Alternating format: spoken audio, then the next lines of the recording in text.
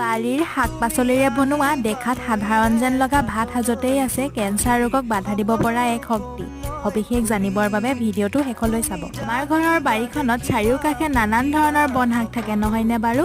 আৰু প্ৰতিবিধ বন শাকৰে নানান ধৰণৰ ঔষধি গুণ আৰু উপকাৰিতা থাকে। আজিৰ দুপৰীয়াৰ সাজ ৰান্ধিবৰ বাবে ময়ো তেনে এবিধ বন শাকেই লৈছোঁ। এই শাকবিধ পিছে সকলোৱে চিনি পায়। এই শাকবিধৰ নাম হৈছে মাটিকান্দুৰী।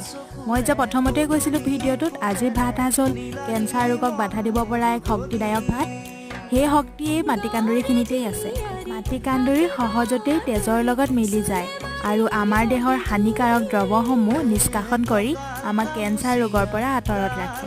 মই মোৰ পৰিয়ালটিক সপ্তাহত প্ৰায় 2 দিন হ'লেও এনেদৰে মাটিকান্দুৰীৰ ভাজি বা দালি বনাই খুৱাবলৈ চেষ্টা কৰোঁ। আপোনালোকৰ ঘৰতো এইবিধ শাক অতি সহজতেই পোৱা যায়, গতিকে আপোনালোকেও এইবিধ শাক খাবচোন। ই আমাৰ দেহৰ বাবে অতিকৈয়ে উপযোগী।